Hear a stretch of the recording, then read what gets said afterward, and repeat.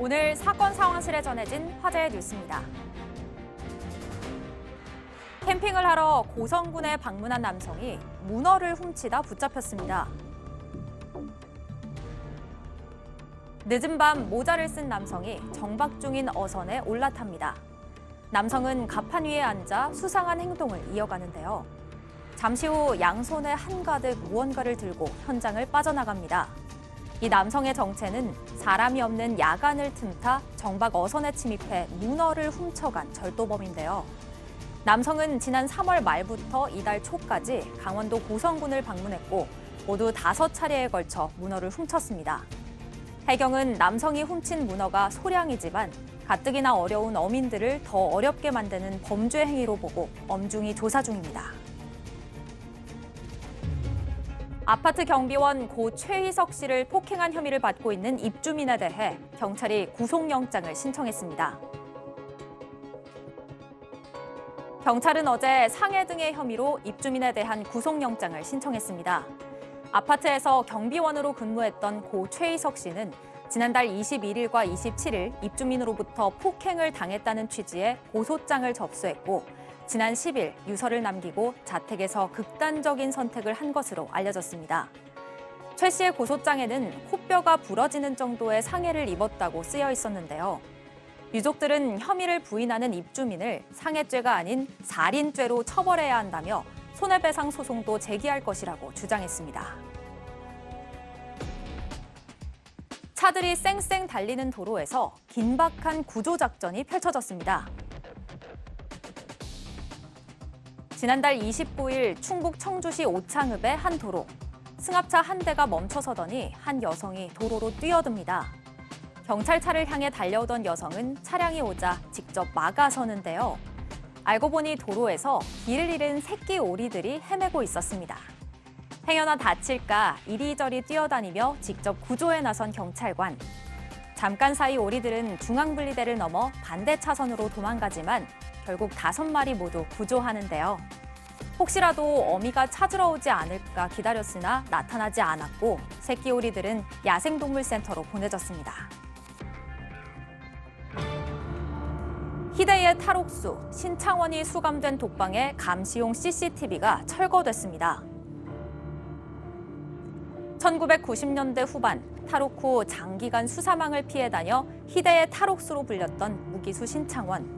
그는 2년 6개월의 도피 생활 끝에 다시 검거돼 독방 CCTV 개호 아래 일거수일투족을 감시받았습니다. 그러던 중 그는 지난해 5월 독방에 수감된 채 CCTV로 감시당하는 것이 부당하다며 인권위에 진정서를 제출했는데요.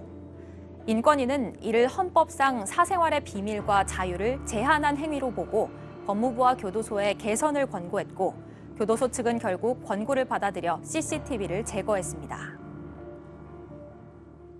희대의 탈옥수로 불린 무기수 신창원이 수감된 독방에 설치됐던 감시용 CCTV가 철거됐습니다. 사실 그동안 신창원은 일거수일투족을 감시당하고 있다 이러면서 인권 침해를 당하고 있다 이렇게 호소를 했어요. 네, 신창원이라는 이름 나오니까 전 별로 그렇게 기억하고 싶지 않은 그 이름입니다. 사실 네.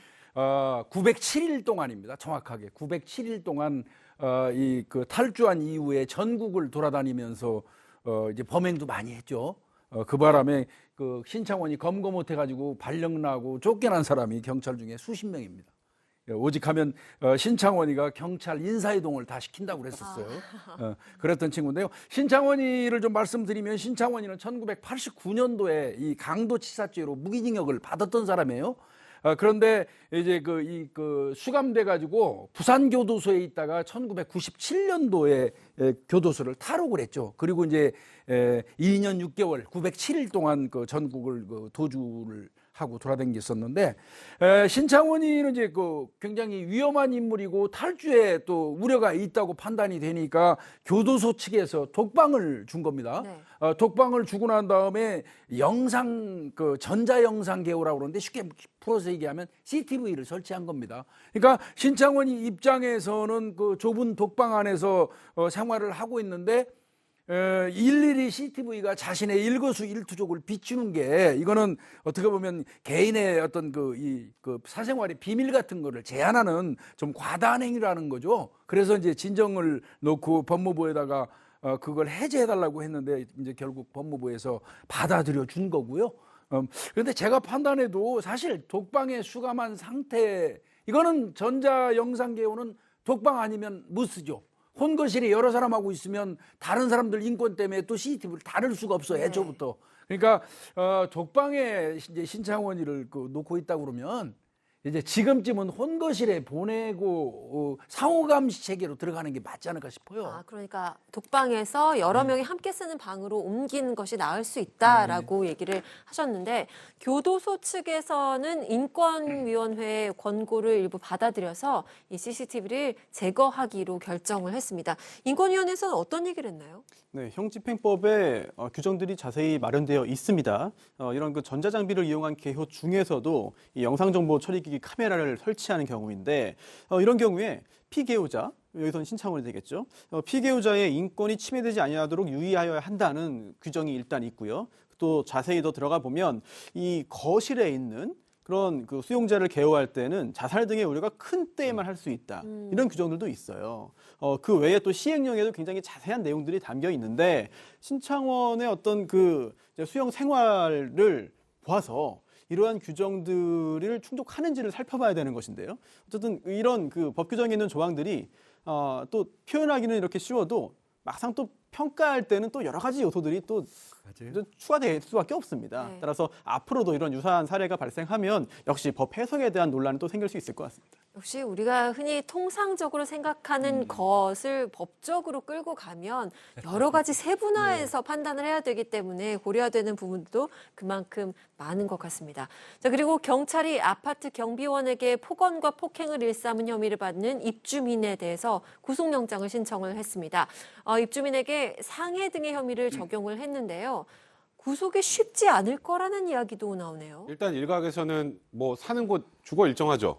그리고 그동안의 증거야 뭐 수사했으니까 어느 정도 다 확보가 됐을 거고 그러면 증거인멸의 우려, 도주율 없으니까 영장 기각될 가능성이 높은 거 아니냐. 뭐 수사팀 일부에서도 회의적인 시각이 있었다고 하는데 저는 개인적으로 좀 생각이 다른데요. 이 사안에서 영장이 발부되느냐 발부되지 않느냐의 핵심은 범죄 혐의를 얼마나 소명했느냐입니다. 그러니까 우리가 보통 사안의 중대성이 인정이 되면 주거가 일정하다고 하더라도 내가 교도소에 갈 거라는 생각이 들면 도망가고 싶잖아요. 그걸 도주율이라고 합니다. 그래서 저는 이 부분은 일단은 지금 고 최희석 씨가 지금 직접 진술할 수 없는 상황이기 때문에 경찰이 확보해서 가지고 있는 소위 말하는 음성 유서, 지금 우리가 하나 그 5분짜리를 몰랐죠. 모르고 있죠. 그 5분짜리 내용이 일단 코뼈가 부러지는 과정에서 어떻게 폭행을 당했는지가 담겨 있다고 하는데 그걸 통해서 얼마나 경찰에서 또 검찰에서 이 내용에 대한 입증을 할 수 있느냐, 영장이 발부될 정도 수준에 거기에 따라서 영장 발부 여부가 결정이 될 것 같습니다. 더 나오는 내용에 따라서 상황이 달라질 수 있다라는 말씀이시군요.